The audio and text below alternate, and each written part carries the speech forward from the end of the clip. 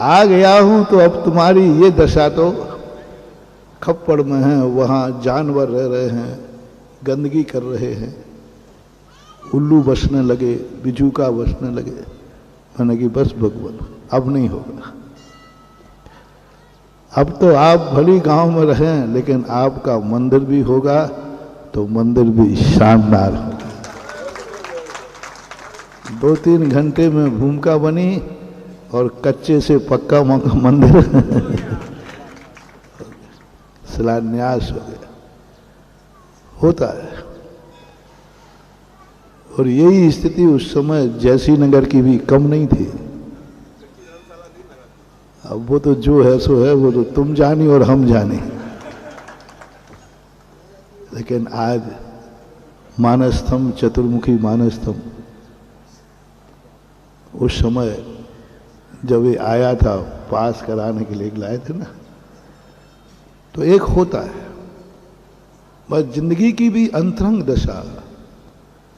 ये उदाहरण लेकर के अपन को अपनी अंतरंग दशा पर जानना। जो कुछ भी अपने बाहर है यही हमारा जिंदगी नहीं है। हम बाहर से भली पंचम काल के, बाहर से भली हमारा शरीर शक्तिहीन है, बाहर से भली हम कमजोर हैं, थोड़ा अंदर तो झांको, अनंत सागर लहराता है, बस वही। जैन दर्शन यही कहता है कि बाहरिक दृष्टिकोण का ज्ञान करो, बाह्य वस्तुओं का ज्ञान होना चाहिए, लेकिन ध्यान अंतरंग वस्तु का होना चाहिए। बाहर का ज्ञान नहीं करोगे तो अंतरंग नहीं जा पाओगे। तो बाहर तो चाहे सृष्टि हो, चाहे अपना जीवन हो, पर्याय बहिरंग होती है। ये जीवन, ये काल, ये शरीर, ये सब कुछ वैभव, ये सब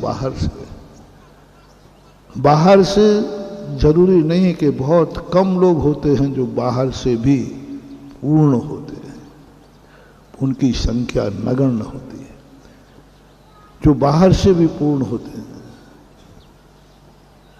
एक निर्णयात्मक तो कह ही नहीं सकते कि बाहर से हर व्यक्ति पूर्ण होता है। हमने तीर्थंकरों के भी पुण्य कम होते देखे। इस संसार में, दुनिया में कोई भी नहीं कह सकता मैं बाहर से पूर्ण हूं। मेरी जिंदगी में कभी दुख नहीं आ सकता, मेरी जिंदगी में कभी असाता नहीं आ सकती, मेरे चारों तरफ कभी कमी नहीं हो सकती। ऐसा घोषणा करने वाले तीर्थंकर भी नहीं है, क्योंकि तीर्थंकरों को भी हमने असाता वेदनी कर्म देखा है। उनको भी 8-8 दिन तक उपसर्ग हुए हैं। कौन को? पारसनाथ तीर्थंकर। तो बाहर से तो हर व्यक्ति इस संसार में कमजोर रहेगा। आज नहीं है तो कल हो सकता है, होगा।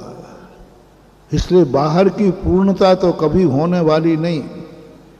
तुम ये सोचो कि हम सब बाहर से पूर्ण हो जाएंगे, हमारी बाहर की सब इच्छाएं पूर्ण हो जाएंगी, तो फिर हम अंतरंग का ध्यान करेंगे। हम पहले संसार की सारी आवश्यकताएं पूरी कर दें, फिर हम धर्म करेंगे। आप लोगों का सोच होता है बस, और कोई ज्यादा इच्छाएं नहीं। महाराज थोड़ा सा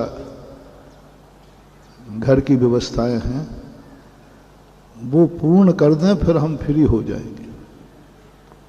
कभी नहीं होगे मान, कभी नहीं होगे। एक के बाद एक समस्या बनी रहेगी, और समस्या नहीं बनेगी तो समस्या का भय बना रहेगा। तुम लोगों का सोच होता है कि कल मेरा दिन अच्छा आएगा, कल मैं अच्छा करूंगा। तुम जब छोटे होते हो तुम्हारी माँ कुछ नहीं कहती, यही कहती बेटा बड़ा हो जाए, फिर तुझे जो करना हो करो। अभी एक गांव में गए थे तो वहां पर एक बच्चा धर्म की तरफ बढ़ रहा था। तो उसके मम्मी पापा बोले कि बेटा थोड़ा बड़ा हो जा, फिर तू कर लेना धर्म। तो मैंने कहा भैया वो तो अभी छोटा है, तुम बड़े हुए हो कि नहीं?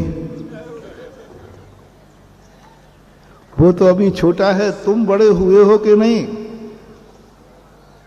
तो उन्होंने कहा महाराज जी हम बड़े तो हो गए, लेकिन थोड़ी सी समस्या है, इन बच्चों को निपटा दें फिर कुछ नहीं बंधु। अपनी जिंदगी में सोचो, अपनों की जिंदगी में सोचो। माता बैरी पिता शत्रु ये न बालो पाठिता। हमारा सोच होता है कि हम कल अच्छे हो जाएंगे, नहीं। आज जो तुम कर सकते हो वो कल नहीं कर पाओगे। अच्छे कार्य को तुरंत करना चाहिए। तुरंत भाव आया, तुरंत कर डालो तो हो जाएगा। और जैसे ही तुमने कल पे डाला तो कल कभी आने वाला नहीं है। और वो स्थिति जब ही बनेगी जब हम बाहर को गौण करते हैं। हम बाहर एक दृश्य की पूर्णता पर नहीं जाएं, हमारा ये काम हो जाए, हमारा मकान बन जाए, हमारा ये हो जाए, फिर हमें कुछ नहीं चाहिए। कुछ नहीं बंधु। पहली बात तो कभी पूर्ण होगे नहीं। जब भी तुम आगे बढ़ोगे कुछ ना कुछ और नई इच्छाएं सामने आ जाएंगी। जिस पोजीशन में हो उसी पोजीशन में आप अंतरंग को देखो, अपने आत्म स्वरूप को देखो। और जैसे ही तुम अंतरंग में जाओगे आप अपने आप को पूर्ण समर्थ पाओगे। पूर्ण समर्थ है, कोई बच्चा नहीं है, कोई छोटा नहीं। 8 वर्ष अंतर मुहूर्त में केवल ज्ञान प्राप्त कर लेता है। बाहर से हमें बच्चा दिख रहा है, अंतरंग से कोई बच्चा नहीं। महानुभाव अनंत शक्ति संपन्न चेतन आत्मा है, अनंत शक्ति संपन्न। यदि हम बाहर से देखते रहते